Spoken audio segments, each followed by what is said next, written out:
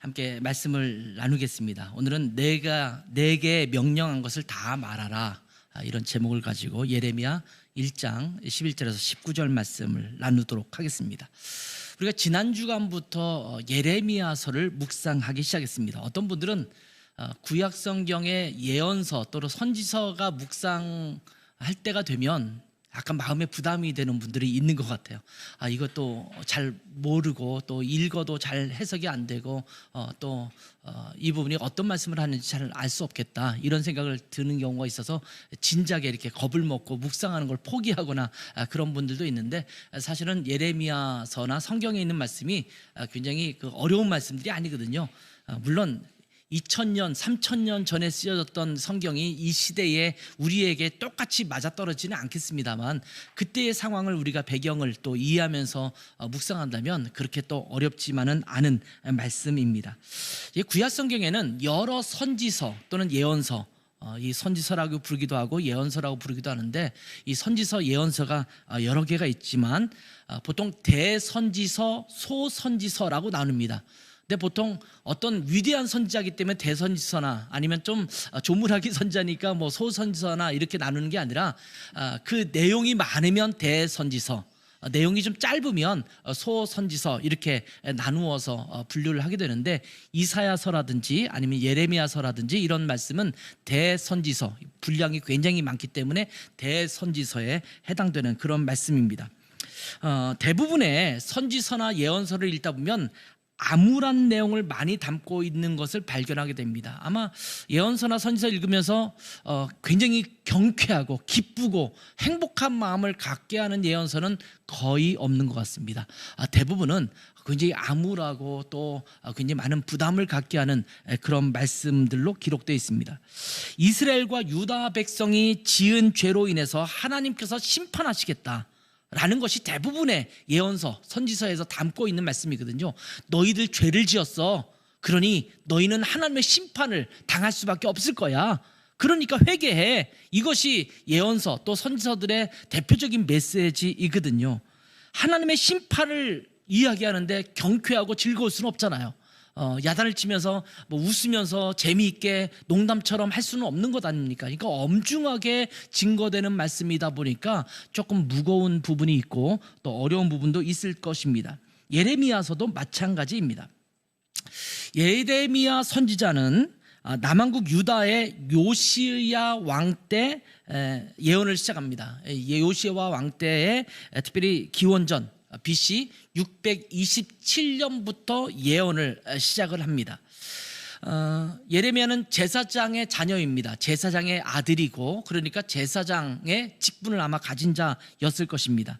그리고 예레미야 예언이 조금 아까 말씀드렸다시피 BC 627년부터 됐다고 봤을 때, 지금 남왕국과 북왕국, 이스라엘, 이게 나뉘어져 있잖아요. 이스라엘이 둘로 나뉘어서 북왕국은 이스라엘이라고 부르고 남왕국은 유다라고 불러요. 그래서 북왕국 이스라엘, 남왕국 유다로 나눠지는데, 이 북왕국 이스라엘은 BC 586년에 아니죠, 죄송합니다. 이미 이 북왕국 이스라엘이 멸망당한 이후예요. 그러니까 멸망당하고 이미 북왕국은 없어요. 아수르라는 나라에 빼앗긴 태로 남왕국만 남아있는 때에 예언을 시작합니다. 그리고 예루살렘 멸망, 그러니까 남왕국 유다가 멸망하는 해를 BC 586 PC를 말하듯이 586년이에요. 그때 멸망당합니다. 그러니까 그때 멸망당한 이후까지도 계속 예레미야는 또 예언을 계속했어요. 그러니까 멸망할 때 끝난 것이 아니라 그 이후에도 예언을 했지만, 예루살렘 성이 멸망당할 때까지만 봐도 41년간의 예언을 합니다. 그리고 그 이후에도 예언을 했던 걸 봤을 때 보통 50년 넘게 예언을 했다고 봐요. 제 나이가 얼마 되지 않는데 제 나이 거의 가까이에 그 정도의 기간 동안 예레미야가 예언을 했다고 친다면 엄청나게 긴 시간 동안 예언을 했던 말씀입니다. 그런데 아까도 말씀드렸지만 예레미야가 예언할 당시에 북왕국 이스라엘은 아수르에 의해서 멸망당한 상태입니다. 아마 남한국 유다 백성들은 이스라엘의 멸망을 눈으로 보았을 겁니다. 옆에서 목격했을 겁니다. 야, 하나님께 죄악을 저지르니까 그들 가운데도 수많은 선지자들이 있어서 회개하지 않으면 멸망당할 거다, 이렇게 말씀했음에도 불구하고 여전히 죄악 가운데 있다 보니 하나님께서 그 땅을, 그 약속의 땅, 하나님께서 선택한 민족 이스라엘이 멸망당하는 것을 남한국 유다가 그대로 보고 있었단 말이죠. 그런데도 정신을 차리지 못합니다. 남한국 유다는 약간 그래도 희망이 있어요. 북왕국이 멸망당한 이후에 요시야라는 왕 때에 지금 예레미야가 예언을 시작했다고 했잖아요. 근데 요시야 왕은 좋은 왕에 속하는 왕입니다. 이스라엘과 남한국 유다의 왕들을 쭉 보면 악한 왕이었다, 좋은 왕이었다, 이걸 쭉 나누거든요. 근데 그 나누는 이유는 기준은 딱 한 가지예요. 하나님의 말씀을 따르고 하나님을 온전히 섬겼으면 좋은 왕, 그렇지 못하고 우상을 섬기고 막 그런 악을 행했으면 나쁜 왕, 이렇게 나누거든요. 근데 남한국 유다도 나쁜 왕들이 많았습니다. 북왕국은 말할 것도 없이 남한국도 다윗의 자손이고 다윗의 계보를 잇는 왕들이었음에도 불구하고 하나님을 제대로 섬기지 못하는 왕들이 꽤 많았어요. 그런데 그나마 좀 북왕국보다는 좀 착하고 선한 왕들이 좀 있었던 것이 남한국이거든요. 그 중에 하나가 요시야 왕입니다. 어쩌면 남한국 유다에 있어서 마지막으로 훌륭한 왕, 마지막으로 괜찮은 왕을 들려면 요시야 왕 때입니다. 그러니까 요시야 왕은요, 그 당시에 종교 개혁을 행했습니다. 성전이 무너진 것을 다 고치려고 하는데 이 성전 고치다가 성전에 있는 어딘가에 버려져 있던 율법서를 발견합니다. 하나님의 말씀이죠. 성경을 발견합니다. 성경을 읽다 보니 야, 우리가 잘못 살아도 참 잘못 사는구나, 이것을 깨달았어요. 그래서 유월절도 대대적으로 다시 회복시켜서 지키기 시작하고 하나님 앞에 신앙을 회복하게 하고 우상들을 깨트리고 산당을 무너뜨리고 이러면서 종교개혁을 단행했던, 하나님의 말씀대로 살려고 했던 왕이 요시야 왕입니다. 그나마 마지막 몸부림처럼 그렇게 행했던 때입니다. 그런데 이런 요시야 왕이 애굽과 전쟁을 벌이다가 애굽의 왕 느고에 의해서 전사하고 맙니다. 그리고 요시야 왕을 뒤이은 그 아들들, 그 모든 왕들은 전부 하나님 앞에 악을 행한 그런 왕들이었습니다.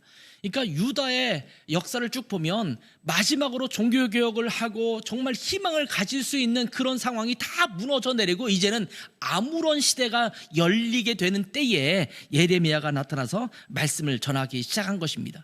이런 상황을 지켜봤던 제사장 예레미야의 마음은 아마 착잡했을 것입니다. 북왕국 이스라엘은 이미 멸망해서 아수르의 지배하에 놓였고 남한국 유다마저 희망이 전혀 보이지 않으니 그 마음이 얼마나 참담했겠습니까? 그러한 상황에서 하나님은 예레미야를 부르시는 것입니다. 그리고 유다 백성에게 메시지를 전해라. 내가 전할 메시지를 전해라. 하나님께서 메시지를 전하라라고 말하는 것은요, 그래도 희망이 있는 거예요. 희망이 없는 사람들에게 메시지도 안 전해요. 야단쳐봤자 소용이 없어요. 포기하고 말아요. 근데 하나님은 유다 백성을 향하여 마지막 메시지를 예레미야를 통해서 증거하게 하신 것입니다. 그리고 예레미야를 부르신 이후에 첫 번째로 보여준 환상이 오늘 읽었던 본문에 있는 내용입니다. 두 가지의 환상이 나오죠. 하나는 뭐예요? 살구나무 가지 환상이 나오고 또 하나는 끓는 가마의 환상을 보여줍니다. 예레미야 묵상을 시작하면서 오늘 첫 말씀을 예레미야를 통해서 전하려고 하면서 어떤 말씀을 전하는 게 좋을까를 생각하다가 그래도 예레미야의 전체적인 내용들을 윤곽을 볼 수 있는 그런 말씀이면 좋겠다라고 생각해서 오늘 이 본문을 선택해서 여러분에게 전하는 것입니다. 이 두 가지 환상은 예레미야가 이제 계속적으로 증거해야 될 말씀의 전체적인 얼개, 전체적인 모습이라고 보시면 될 것입니다. 하나님은 내가 무엇을 보느냐 이렇게 물으시면서 두 가지의 환상을 보여주시죠. 이것은 유다 백성에게 예레미야가 전해야 될 메시지를 함축적으로 보여주고 있는 것이기도 합니다. 그래서 오늘 메시지는 예레미야를 통해서 전해질 하나님의 말씀의 요지를 보여주고 있습니다. 첫 번째가 살구나무 가지 환상입니다. 이 살구나무 가지 환상은 약속을 지키시는 하나님에 대한 환상이에요. 하나님이 약속을 하셨다면, 하나님께서 말씀하셨다면 반드시 이루시는 거다. 근데 왜 살구나무랑 하나님의 약속이 지켜진다라는 것은 어떻게 연결되는가가 궁금할 수 있잖아요. 11절에 이렇게 말씀하시죠. 여호와의 말씀이 또 내게 임하니라 이르시되 예레미야야 내가 무엇을 보느냐. 내가 대답하되 내가 살구나무 가지를 보나이다. 자, 우리나라의 개역 성경, 우리가 보는 것은 개역 개정 성경이죠. 개역 개정 성경에서는 살구나무라고 번역했어요. 이 살구나무를 살구나무라고 번역했어요. 새 번역 성경도 역시 살구나무라고 번역합니다. 공동 번역 성경, 이 카톨릭과 개신교 같이 번역했다고 해서 공동 번역인데, 이 공동 번역 성경은 이것을 감복숭아 나무로 이제 번역을 했어요. 감복숭아 나무 그러니까 더 모르겠죠. 저도 모르겠어요. 감복숭아가 뭔지. 근데 보통 이 본문에 대한 나무를 영어 성경에서 번역할 때는 킹 제임스 버전이든 아니면 뉴 아메리칸 스탠다드 바이블이든 NIV든 어떤 성경이든 대부분의 경우는 아몬드 트리, 아몬드 나무라고 번역하고 있는데 이것이 정확한 번역입니다. 사실은 여기 살구나무 가지를 봤다라는 말은 아몬드 나무를 봤다, 아몬드 나무의 가지를 봤다, 이런 말이에요.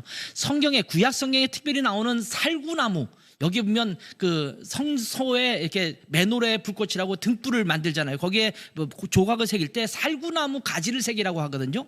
또 아론의 지팡이, 쌍난 지팡이에 살구나무 꽃이 피고 거기 열매를 맺는 그런 일도 성경에 나오잖아요. 그러니까 살구나무라는 것이 자주 성경에 등장하는데 이 살구나무가 갖고 있는 의미가 있기 때문에 그래요. 지난 주간에 제 생일인데 우리 종인이가 저한테 꽃다발을 선물했어요. 멋진 꽃다발 한 아름을, 굉장히 고가의 꽃다발을 선물했는데 해바라기가 이렇게 있는 굉장히 푸짐한 꽃다발을 저한테 선물했어요. 그러면서 말하기를, 이 해바라기의 꽃말은 사랑해요? 사랑합니다래요. 종인이가 저를 사랑한답니다. 사랑합니다. 이 꽃말이 있잖아요. 어떤 꽃이 있거나 그러면 이것이 무엇을 의미하는가에 대한 내용이 담겨져 있지 않습니까? 살구나무를 볼 때도 사실은 이스라엘 사람들이, 구약에 있는 사람들이 이것을 볼 때마다 느껴지는 느낌이 있는 거거든요. 이 아몬드 나무, 정확히 말하면 아몬드 나무인데 아마 성경을 번역할 때 우리나라에 아몬드 나무가 없었기 때문에 그냥 살구나무라고 아마 그렇게 번역한 것 같아요. 근데 히브리어 원어로 보면 샤케드라는 말이 있어요. 샤케드. 히브리어는 이게 보시면 알겠지만 이게 지금 모음이 안 적히는 거예요. 모음은 밑에 점을 찍든지 아니면 뭐 이렇게 짝대기를 긋든지 해서 이제 아야 어여 모음을 만드는데 보통 이스라엘 사람들이 쓸 때 모음을 안 쓰고 자음만 쭉 써요. 우리가 인정하면 이응 지읒 쓰듯이 이 사람들이 그렇게 쓰거든요. 그러니까 샤케드라는 말인데 이 똑같은 모음을 갖고 있는 여러 가지 단어들이 있어요. 근데 이것이 다 연관되어 있는 것을 보게 됩니다. 자, 샤케드는 아몬드 나무를 말합니다. 이 아몬드 나무는요, 추운 겨울 12월에 꽃을 피웁니다. 그리고 2월 달이면 열매를 맺습니다. 그러니까 굉장히 이른 시기에 꽃을 피우고 추운 시절을 견뎌내고 열매를 맺는 거예요. 우리나라에서는 이렇게 추운 때에 꽃이 피고 열매를 맺는 게 어떤 게 있을까요? 예? 동백꽃, 열매는 없죠. 보통 매화, 그 다음에 또 뭐요? 네, 매화. 보통 우리나라에서는 매화를 보통 얘기하지 않습니까?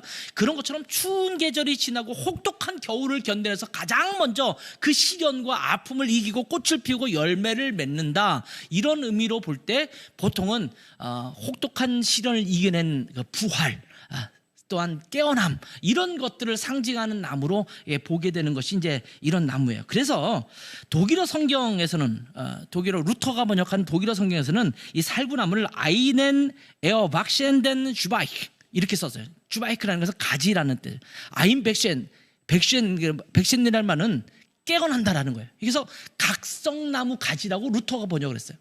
깨어남의 나무, 이렇게 이 살구나무를 번역을 했습니다. 아마 원어의 의미를 풀어서 그렇게 말한 것 같아요. 왜냐하면 히브리어 원어에서의 아몬드 또 살구나무라고 번역된 이 샤케드라는 단어는 샤카드라는 단어에서 이게 시작된 거거든요. 이 샤카드라는 단어는 뭐냐면 경계하다, 지켜보다, 기다리다, 밤을 새다, 주목하다, 눈을 뜨고 깨어있다, 그러니까 계속 지켜보다가 드디어 꽃을 피우는, 뭐 그런 의미에서 샤카드라는 단어에서 샤케드라는 살구나무의 어원을 갖고 있다라는 겁니다.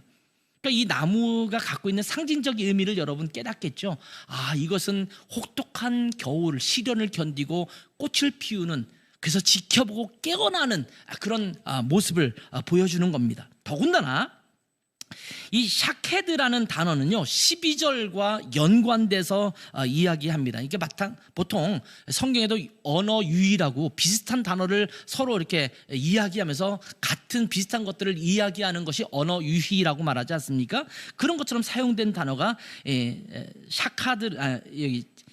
샤케드라는 말과 더불어는 쇼케드라는 말, 쇼케드. 샤케드, 샤카드, 쇼케드 다 모음은 똑같은데 여기에 점을 어떻게 찍느냐에 따라서 발음이 달라지는 거예요. 근데 이 쇼케드라는 말은 지켜라는 말이에요. 12절 보면 여호와께서 내게 이르시되 내가 잘 보았도다 이는 내가 내 말을 지켜. 쇼케드. 샤케드를 보느냐? 내가 쇼케드해서 내 말을 반드시 이룰 것이다. 이런 말과 연결된 거예요. 그러니까 살구나무를 보면서 우리나라 말은 이게 별로 이렇게 서로 연결되지 않지만 히브리 사람들이 들을 때는 샤케드를 보면서 쇼케드 하시는 하나님을 발견하게 되는 거죠. 아, 하나님께서 반드시 지켜서 이루시는 하나님이시구나. 혹독하고 어려운 시련이 우리 가운데 찾아오겠지만 하나님께서 우리에게 하신 약속은 반드시 지키시는 분이시구나. 이것을 말씀해 주고 있는 것입니다. 하나님은 예레미야에게 유다 백성의 죄악으로 말미암아서 심판을 내리겠다고 선언하십니다. 그런데 그 혹독한 심판의 기간이 다 끝나면 마치 아몬드 나무에서 꽃이 피고 열매를 맺듯이 회복시켜 주실 것이다 라는 약속을 해주시고 있는 것입니다. 하나님은 심판으로 끝내시는 분이 아니십니다. 우리를 회복하게 하시는 분이십니다.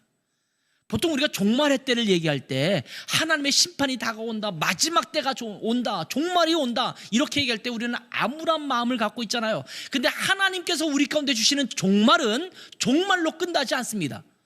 그때에 주님께서 다시 오실 때에 우리를 회복시켜서 우리를 새 생명으로 살아나게 하시는 하나님이십니다. 그러니까 심판이 끝이 아니에요. 선지서를 읽을 때 우리가 조심해서 봐야 될 것 중에 하나는 뭐냐면 자꾸 하나님의 심판, 죄악을 심판하시고 징계하시는 하나님을 얘기하다 보니까 마음이 아플 수 있고 또한 마음이 무거워질 수 있어요. 근데 여러분 기억하세요. 하나님은 심판으로 끝내시는 분이 아닙니다. 반드시 회복으로 끝내시는 분이십니다. 하나님은 심판을 먼저 보여주시잖아요. 끓는 가마 환상이 있는데 이 끓는 가마 환상에 앞서서 살구나무의 환상을 보여주십니다. 반드시 지켜질 하나님의 약속, 하나님의 말씀에 대해서 먼저 보여주시는 것입니다. 무슨 말이냐면 하나님은 우리를 멸하시기를 원하시는 분이 아니라는 말씀이에요. 보통 우리가 하나님 생각하면 진노하시는 하나님, 우리에게 우리의 죄악에 대해서 징계하시는 하나님, 심판하시는 하나님, 이 무서운 하나님으로 떠올리기가 쉬워요. 근데 하나님은 심판을 하는 이유는 우리의 죄악을 돌이키도록 하기 위함이지 우리를 죽여 없애기 위한 것이 아니라는 것입니다. 하나님은 우리가 죄에서 벗어나 구원받기를 원하시는 분이십니다. 요한복음 3장 17절, 요한복음 3장 16절은 하나님이 세상을 이처럼 사랑하사 독생자를 주셨으니 이 위대한 말씀 아닙니까? 그 다음에 이어지는 17절은 이렇게 말씀합니다. 하나님이 그 아들을 세상에 보내신 것은 세상을 심판하려 하심이 아니요 그로 말미암아 세상이 구원을 받게 하려 하심이라. 하나님의 목적은 심판이 아니에요. 구원이에요. 요한복음 12장 47절에도 이렇게 말합니다. 예수님께서 하신 말씀이신데 사람이 내 말을 듣고 지키지 아니할지라도 내가 그를 심판하지 아니하노라. 이 말은 심판, 죄를 묻지 않겠다라는 말씀이 아니에요. 예수님이 이 땅에 오신 것은 심판을 위한 것이 아니라 그리스도께서 십자가에 못 박혀 죽으심으로 말미암아 구원하기 위해서 오셨다라는 것을 말씀하기 위해서 심판하려 하심이 아니요 이렇게 말씀하고 있는 거예요. 그러면서 내가 온 것은 세상을 심판하려 함이 아니요 세상을 구원하려 함이로다 이렇게 말씀하시죠. 여러분, 여러분이 죄를 지으면 하나님 앞에 돌이켜야 되잖아요. 그 죄에 대해서 하나님 진노하시거든요. 근데 그 하나님의 진노하심 가운데 우리가 설 때에 우리가 봐야 될 것이 있어요. 그게 뭐냐면 하나님은 결국 우리를 회복시키려는 분이시다라는 거예요. 아까 아버지의 사랑 얘기했잖아요. 아버지는요, 자식이 잘못됐을 때 자식을 어떻게 몽둥이로 쳐가지고 팔다리를 부러뜨리는 게 목적 아니지 않습니까? 자식을 때려서 자기의 화와 분노가 풀리기 위해서 그렇게 자녀를 징계하거나 야단치거나 잔소리하거나 그러지 않지 않아요. 왜 그렇게 하는 거예요? 어쩌면 그 잔소리를 듣고 야단을 맞을 때 자기는 속상하고 어렵겠지만 뭔가 돌이켜서 새롭게 만들기 하기 위한 것이 부모의 마음 아닙니까? 하나님은 우리를 심판하려는 분이 아니라 우리를 구원하려고 하시는 분입니다. 하나님은 우리를 사랑하시는 분입니다. 우리가 죄에서 벗어나 구원받기를 원하십니다. 그래서 죄악으로 인해서 하나님의 심판을 받게 될 유다 백성을 향해서 하나님의 심판하시는 최종 목적은 마치 살구나무가 혹독한 추운 겨울을 지내고 꽃을 피우고 열매를 맺듯이 하나님의 은혜, 하나님의 구원, 하나님의 회복을 경험하게 하는 것임을 보여주고 있는 것입니다. 예레미야뿐만 아니라 모든 선지자가 그렇지만 예레미야서는 하나님의 심판을 얘기하고 있지만 그것은 유다 백성의 돌이킴, 유다 백성의 회복, 이것을 위한 하나님의 메시지라는 것을 보여주고 있습니다. 여러분 예레미야서를 계속 여러분 묵상하실 때 끝을 그곳에 두고 묵상하시면 좋겠어요. 하나님의 회복해 하심, 하나님의 돌이키심, 이것을 보시면서 묵상하시면 좋겠습니다.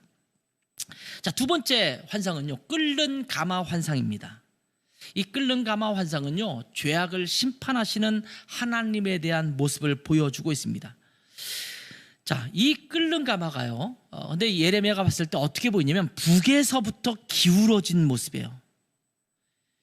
아마 어마무시하게 큰 끓는 가마가 아니었을까 싶어요. 이스라엘을 뒤덮는 그러한 아주 어마무시한 큰 끓는 가마가 팔팔 끓고 있는 그 모습이 있을 거예요. 근데 한쪽부터 기울어졌어요. 오늘은 하늘이 뚫린 것처럼 비가 오더라고요. 아까 보니까. 근데 그게 여러분 생각해 보세요. 100도가 넘는 끓는 물이 그렇게 쏟아지고 있다고 치면 생각하기도 싫죠. 근데 이 끓는 가마, 여기에 기름이 있었는지 물이 있었는지 모르겠지만 이 끓는 가마가 북에서부터 이렇게 기울어져서 결국 그 가마 속에 있는 물이 쏟아져 내리는 그 환상을 예레미야가 보게 된 것입니다. 자, 13절 보세요. 여호와의 말씀이 다시 내게 임하니라. 이르시되 내가 무엇을 보느냐? 대답하되 끓는 가마를 보나이다. 그 윗면이 북에서부터 기울어졌나이다. 자, 이 끓는 가마가 기울어지면 끓는 물로 인해서 엄청난 고통을 당하게 됩니다. 근데 이 끓는 가마가 북쪽에서부터 기울어졌습니다. 이미 말씀드렸다시피 예레미야가 예언했던 때는 북왕국 이스라엘은 멸망을 당한 이후입니다. 아마 그것을 포괄적으로 본다면 북쪽에서부터 기울어져서 지금 이미 북왕국 이스라엘이 멸망을 했고 남쪽으로 그 끓는 가마가 계속 기울어지고 있는 현상을 보여주고 있는 거거든요. 벚꽃 피는 순서로 대학교들이 문을 닫는다. 요즘 그런 말 많이 하잖아요. 요즘 학생들이 적어져서 출생률이 낮아져서 대학들이 이제 문을 많이 닫는다. 이런 얘기를 많이 하더라고요. 근데 하나님의 심판이 어떻게 내릴 것이냐? 마치 우리가 장마가 있으면 남에서부터 올라오듯이 태풍이 불어치면 남쪽에서부터 보통 우리나라는 불어오지 않습니까? 제가 독일에 살 때는 보통 태풍이 불어온다 그러면 북쪽에서부터 와요. 그래서 약간 지역마다 다른데 지금 이 끓는 물이 북쪽에서부터 이렇게 있는 거예요. 근데 왜 그러냐면 지정학적으로 본다면 이스라엘의 남쪽보다는 이스라엘의 북쪽에 주변 강대국들이 자리 잡고 있습니다. 아수르, 바벨론, 애굽, 이런 페르시아 이쪽이 다 지금 이스라엘과 유다 왕국의 북쪽에 자리 잡고 있어요. 그러니까 북쪽에 있는 그 강대국들이 이제는 이스라엘을 침공해서 함락했고 이제는 서서히 내려와서 유다까지 침공하고 있는 그 모습을 끓는 가마의 모습으로 보여주시고 있는 것입니다. 북쪽에 있는 강대국들은 어떻게 하면 주변에 있는 주변국들을 다 삼킬까 호시탐탐 노리고 있었거든요. 그러니까 서로들 자기들끼리도 싸워요. 아수르와 바벨론이 싸우고 아수르와 애굽이 싸우고 이러면서 서로 싸움을 가지면서 주변 정세가 어떻게 하면 우리나라가 더 확장할 수 있는가를 호시탐탐 노리고 있는 그런 때입니다. 전부 강대국들이 발흥해서 자기들이 제국으로서의 그 권력을 갖기 위해서 노리고 있던 그런 시대였습니다. 결국 하나님께서는 북쪽에 있는 아수르에 의해서 북왕국 이스라엘이 멸망당하게 하시고, 또 이 아수르가 바벨론에게 또 멸망을 당해요. 바벨론이 또 남왕국을 쳐서 결국은 남왕국도 멸망당하게 되는 그런 일이 벌어지게 됩니다. 그래서 14절과 15절에 보면 이 끓는 가마의 환상이 무엇인지를 잘 알려주십니다. 같이 한번 읽어볼까요? 시작. 여호와께서 내게 이르시되 재앙이 북방에서 일어나 이 땅의 모든 주민들에게 부어지리라. 내가 북방 왕국들의 모든 족속들을 부를 것인즉 그들이 와서 예루살렘 성문 어귀에 각기 자리를 정하고 그 사방 모든 성벽과 유다 모든 성읍들을 치리라. 여호와의 말이니라. 어마무시한 말입니다. 하나님께서 북방에 있는 나라들을 불러들이시겠다고 말씀하고 있는 거죠. 그러면서 그 재앙이 북쪽에서부터 쭉 일어나서 여기 보면 예루살렘 성문 어귀에 각기 자리를 정해요. 그러니까 주둔하고 완전히 정복해서 차지하고 있는 모습을 지금 보여주고 있는 거예요. 아직 그 일이 일어나지 않았습니다. 근데 예레미야를 통해서 그 예언을 지금 이스라엘 백성들에게, 유다 백성들에게 해주고 있는 것입니다. 아수르 제국이나 바벨론 제국을 하나님께서 사용하셔서 마치 몽둥이처럼 사용하셔서 유다를 칠 것이다 라고 끔찍한 말씀을 하시고 있는 것입니다. 근데 우리는 심판이나 하나님의 징계가 임할 때 그 징계 자체, 심판 자체에 자꾸 두려움을 가져요. 근데 중요한 거는요, 심판을 피하고 징계를 피하려고 하는 것이 우리에게 있을 수 있는데, 더 중요한 게 뭐냐면 왜 그 심판이, 왜 그 징계가 내게 찾아오는지에 대해서 알아야 합니다. 그래야지 해결이 되잖아요. 성경은 왜 그렇게 하나님께서 징계하시려고 하시는 걸까? 유다 백성을 치려고 하는 것일까를 말씀해 주고 있습니다. 바로 유다 백성의 죄 때문이라고 말씀합니다. 16절을 보세요. 자, 같이 읽습니다. 시작. 무리가 나를 버리고 다른 신들에게 분향하며 자기 손으로 만든 것들에 절하였은즉 내가 나의 심판을 그들에게 선고하여 그들의 모든 죄악을 징계하리라. 자, 이 말씀은 사실은 표현을 달리하면서 예레미야서 전반에 걸쳐서 반복적으로 해주시고 있는 말씀입니다. 하나님을 버리고 다른 신들에게 분향하면서 자기 손으로 만든 것들에 절하는 죄악, 이것들로 인해서 하나님께서는 이스라엘 백성, 유다 백성을 심판하시고 그 죄악을 징계하시겠다라고 말씀하고 있는 겁니다. 하나님을 버리는 죄악, 배신하는 죄악입니다. 2장으로 넘어가면 하나님께서 이렇게 한탄하시는 장면이 나오죠. 2장 5절을 보면 나 여호와가 이와 같이 말하노라. 너희 조상들이 내게서 무슨 불의함을 보았기에 나를 멀리하고 가서 헛된 것을 따라 헛되이 행하느냐. 이 말이에요. 도대체 내가 잘못한 게 뭔데? 하나님이 하시는 말씀. 내가 너희한테 도대체 잘못한 게 뭔데? 나를 배신하고 나를 떠나서 내가 가증히 여기고 내가 싫어하는 그 우상들을 섬기고 있느냐? 내가 너희한테 해준 것이 얼마나 많은데, 너희를 사랑하고 너희를 선택해서 너희를 품어주고 그렇게 너희를 보호하시고 지켰는데 내가 뭘 잘못했다고 나를 배신해? 어쩌면 볼매인 소리를 이렇게 하나님께서 하시고 있는 것 같습니다. 온갖 사랑과 자비를 베풀어서 이스라엘과 유다 백성들을 선택하시고 돌봐주셨는데 그들은 하나님을 떠나 우상을 섬겼다라는 것입니다. 그리고 또 하나가 있어요. 이스라엘도 그러했습니다만 유다 역시 주변의 강대국들이 서로 막 그 아귀다툼을 하고 있을 때 이 자꾸 이스라엘이나 또는 그 유다를 치려고 하잖아요. 그러면 우리나라가 지금 침공을 당할 위기에 있고 또 어려움을 당할 위기가 있으면 어떻게 해야겠습니까? 정치하는 사람들은 어떻게든 이 위기를 이겨내가야 되잖아요. 근데 하나님께서 유다 백성들에게, 유다 왕들에게 또 이스라엘 백성들에게 원하는 게 뭘까요? 하나님 앞에 무릎 꿇어 기도하는 겁니다. 하나님, 우리가 위기에 처해 있습니다. 우리를 구원해 주세요. 우리를 건져 주세요. 하나님, 우리의 하나님 아니십니까? 우리의 주인 아니십니까? 그렇다면 우리의 왕의 왕 되신 하나님께서 우리를 지키시고 돌봐주셔야 됩니다. 하나님, 우리를 구원해 주세요. 이렇게 해서 구원을 계속 경험했던 역사가 사사기에 등장하지 않습니까?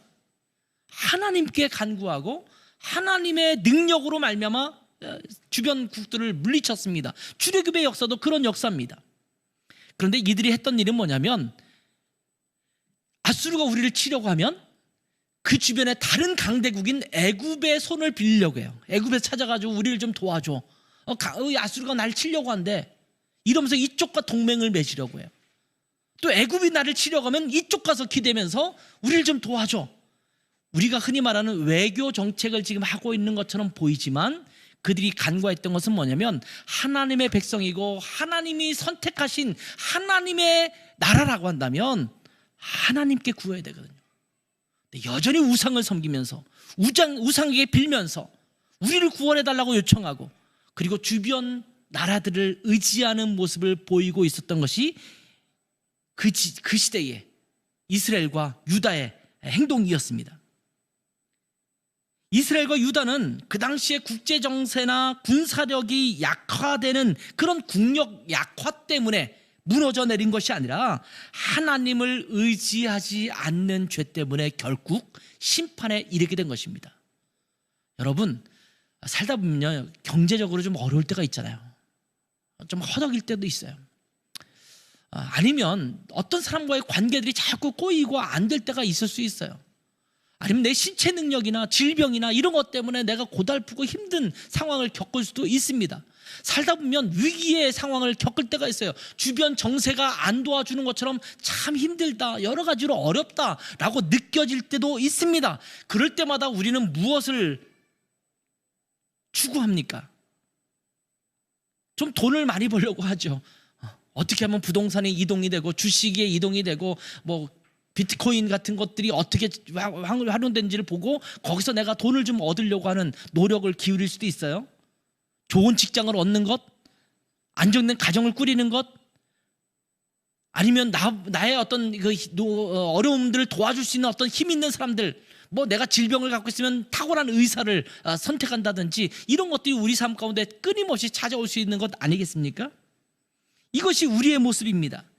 그래서 우리는 하나님을 떠나서 우리가 만든 것들, 우리가 좋아해서 의지하는 것들, 물질, 권력, 내게 기쁨을 가져다 줄 수 있다라고 생각되는 그 무엇을 추구하면서 하나님을 등지고 있습니다. 하나님께 바라보고 하나님 앞에 호소하고 하나님을 의지하는 것이 아니라 내게 도움이 될 수 있을 만한 것들을 의지하고 있습니다. 그 결정적인 모습이 이스라엘 백성들에게는, 유다 백성들에게는 우상숭배. 여러분, 제가 자주 그런 얘기를 합니다만, 이스라엘 백성들이 우상숭배할 때 우리가 오해하는 것처럼 하나님을 떠나서 우상숭배한 게 아니에요. 그들에게는 여전히 하나님 앞에 제사 드렸어요. 하나님을 찾아다녔어요. 하나님이 말씀하시는 그 제사에 따라서 움직일 때가 대부분 많았습니다. 근데 하나님이 원하시는 것은 나만 의지하고 나만 섬기고 나에게만 예배하라고 말씀하시는데, 그들은 하나님을 섬기면서 그러면 바알 씨는 이런 풍요를 줄 것 같으네, 아세라 씨는 이런 것들을 줄 것 같으네, 그러면 내가 하나님께 얻을 수 있는 복도 받고 아세라 신에게 받을 수 있는 복도 받고 또 바알 신에게 받을 수 있는 복도 받고 하면서 이 신도 건드렸다 저 신도 건드렸다 모든 신들에게 다가간 것입니다. 여러분, 우리는 하나님을 믿어요. 예배하러 나오고 하나님을 따라간다고 말하지만 물질도 기대고 권력도 기대고 좋은 직장도 기대고 이런 것들을 기대면서 나는 하나님을 섬기는 것을 소홀히 하지 않았어, 이렇게 얘기를 해요. 근데 하나님은 그것에 대해서 뭐라고 말씀하시면, 아니, 너는 나를 버렸어. 다른 것들을 의지하지 말고 나를 기대해야지. 내가 너에게 주는 물질이 있고 내가 너에게 주는 사람들, 인간관계들이 있고 또한 권력이 있고 내가 너에게 주는 환경과 상황이 있는데, 나를 통해서가 아니라 너가 나도 의지하는 것처럼 하지만 다른 것들을 계속 의지하려고 할 때 나는 말하기를, 너는 나를 의지하는 게 아니야, 나를 버렸어. 나는 이렇게 말하는 거야. 이것이 주님의 말씀이라는 것입니다. 그래서 하나님은 하나님을 배신하고 떠난 이들을 향해서 끓는 가마를 준비하셨다라고 말씀하시는 것입니다. 하나님의 심판은 반드시 우리의 죄악 때문에 우리에게 임하는 것입니다. 아무런 이유 없이, 아무런 까닭 없이 하나님의 심판이 임하지 않습니다. 우리는 하나님이 심판하시거나 하나님께서 우리에게 재앙을 내리시면 불평을 쏟아내기에 급급합니다. 그렇지만 오래 참고 기다리신 하나님께서 그 오래 참으심의 때가 차면 결국은 심판하실 것이라는 것을 알아야 합니다. 가마가 팔팔 끓을 때까지 꽤 시간이 흘렀지만 그 가마가 끓고 있는 동안에 영적으로 무감각하게 있다가 다 끓어서 그 가마가 기울어질 때는 이미 늦은 것입니다. 지금 유다의 백성의 상황이 그러하다, 이렇게 말씀하고 있는 것입니다. 자, 이렇게 하나님은 두 가지 환상을 보여주시면서 이러한 메시지를 유다 백성에게 전하라, 이렇게 말씀하십니다. 그러면서 이 하나님의 심판에 대해서 가서 전해라, 이렇게 말씀하시는데, 이렇게 하나님의 메시지를 전할 때 유다 백성을 두려워하지 말라, 이렇게 말씀하십니다. 17절을 한번 볼까요? 17절. 자, 같이 읽습니다. 시작. 그러므로 너는 내 허리를 동이고 일어나 내가 내게 명령한 바를 다 그들에게 말하라. 그들 때문에 두려워하지 말라. 내가 그들 앞에서 두려움을 당하지 않게 하리라. 자, 내가 너에게 명령한 것을 다 가서 말하라, 이렇게 말씀하십니다. 근데 이 말씀을 전하는 것이 예레미야에게는 굉장히 곤혹스러운 일이었을 것입니다. 좋은 소식을 전하는 것은 언제든지 기꺼이 가서 기쁨으로 전하겠지만 그들의 죄악을 지적하고 그 죄악에 대한 심판을 할 것이라는 메시지를 전하는 것은 쉽지 않았을 것입니다. 아마 그 당시에 유다 왕국의 왕들과 또 제사장들, 또 종교 지도자들, 또 유다 백성, 이런 사람들은 죄악을 저지르면서 이 죄악에 대해서 지적하시는 하나님의 말씀을 전하는 예레미야에게는 발끈하면서 화를 냈을 것입니다. 자기의 죄악을 낱낱이 드러내면서 하나님의 심판을 말하는 자에게 호의적인 사람은 아마도 없을 것입니다. 심지어 예레미야는요, 어떤 메시지까지 전하면 바벨론에게 굴복하라, 이런 메시지를 전해요. 여러분, 우리나라의 말씀을 전하면서, 설교를 하면서 일본에게 굴복하세요, 이렇게 메시지를 전하면 저 이상한 목사가 다 있네, 어떻게 매국노 아니야? 일본 사람들에게 어떻게 굴복하라고 그래, 말이 안 되지, 아마 이렇게 분노할 거예요. 똑같은 상황이에요. 지금 하나님은 바벨론을 통해서 지금 유다 백성을 멸망시키겠다고 결정하셨어요. 그러니까 예레미야를 통해서 하나님 뭐라고 말씀하시면, 그냥 저항하지 마, 이거는 내가 너에게 주는 심판이야, 재앙이야, 그냥 바벨론에게 굴복해, 이게 하나님께서 예레미야를 통해서 주신 메시지예요. 근데 유다 백성이 들을 때는 어떻게 듣겠어요? 저 예레미야 저놈은 어떻게 우리한테 철천지 원수 같은 바벨론에게 굴복하라고 그래? 우리가 하나님의 선택된 백성인데, 성민 거룩한 백성이 어떻게 바벨론에게 굴복하라고 말하는 거야? 저 사람은 나쁜 사람이야, 매국노야, 이렇게 말할 수 있지 않겠어요? 그래서 심지어 고문당하고 옥에 갇히는 일까지도 예레미야가 당하게 됩니다. 왜냐하면 그들이 듣기 싫어하는 소리를 계속 해야만 되거든요. 예레미야는 하나님의 말씀을 그대로 전달했지만 유다 백성은 들으려고 하지 않았습니다. 그럼에도 불구하고 하나님은 뭐라고 말씀하시냐면, 내가 명령한 것을 다 그들에게 말하라. 이게 참 곤욕스러운 일이에요. 목사가 설교하면서 듣기 좋은 소리를 하면 참 좋잖아요. 복 받는다, 또 이렇게 하면 하나님께서 너에게 복 주실 것이다, 축복한다, 이렇게 이야기하고 설교하는 것만 전한다면 전하는 사람도 기분 좋고 듣는 사람도 굉장히 기분 좋을 거예요. 그런데 하나님께서 우리에게 이 시대를 향해서 전하라고 하는 메시지가 있다면 목에 칼이 들어와도 전해야 된다라고 하나님은 말씀하고 있는 것입니다. 그러면서 하나님께서는 예레미야를 견고한 성읍, 쇠기둥, 노성벽처럼 든든하게 해주셔서 유다 왕들과 지도자들과 제사장들과 백성 앞에서 보호해 주시겠다고 말씀하십니다. 18절 19절 볼까요? 보라, 내가 오늘 너를 그 온 땅과 유다 왕들과 그 지도자들과 그 제사장들과 그 땅 백성 앞에 견고한 성읍, 쇠기둥, 성벽이 되게 하였은즉 그들이 너를 치나 너를 이기지 못하리니 이는 내가 너와 함께하여 너를 구원할 것임이니라 여호와의 말이니라. 여러분, 저는 이 말씀을 읽을 때 약간 마음이 묘했어요. 왜 묘했냐면 예레미야가 말씀을 전하는 자들, 그런데 그 말씀을, 하나님의 말씀을 전할 때 그를 반대하고 그를 핍박하고 그를 거역하는 사람들이 누구냐면, 여기 쭉 보세요. 유다의 왕들이에요. 다윗의 자손들로 이어져 내려오는 유다의 왕, 그리고 제사장, 네. 그렇잖아요. 지도자들, 이방 백성이 아닙니다. 그리고 그냥 평범한 백성들만 얘기하는 게 아니에요. 여기에 그 땅의 종교 지도자들, 하나님의 말씀을 따라야 되는 사람들, 하나님의 말씀대로 행해야 될 자들, 이런 사람들에게 가서 전하라. 근데 그들이 너를 핍박할 거다. 이렇게 말씀하시는 거예요. 아이러니한 말씀이에요. 말씀을 들어야 될 자들이 핍박하겠다라는 거예요. 그렇지만 담대해라. 내가 너를 견고한 성읍처럼, 기둥처럼, 쇠기둥처럼, 놋성벽처럼 견고하게 만들어서 그들이 너를 막 치고 너를 고민하고 너를 힘들게 하겠지만 너를 결코 이기지 못할 거다. 내가 그렇게 할 거야. 내가 지켜줄 거야. 이렇게 말씀하고 있는 겁니다. 여러분, 이 시대에도 하나님의 말씀이 단호하게 전해져야 합니다. 두려워하지 말고 하나님의 말씀을 외쳐야 합니다. 때로는 하나님께서 전하라고 하는 말씀이 이 시대의 사람들에게 불편한 메시지가 될 수 있을지 모릅니다. 아니, 어쩌면 우리가 전하는 메시지는 이 세상 사람들이 불편해야 될 일들이 훨씬 더 많을 것입니다.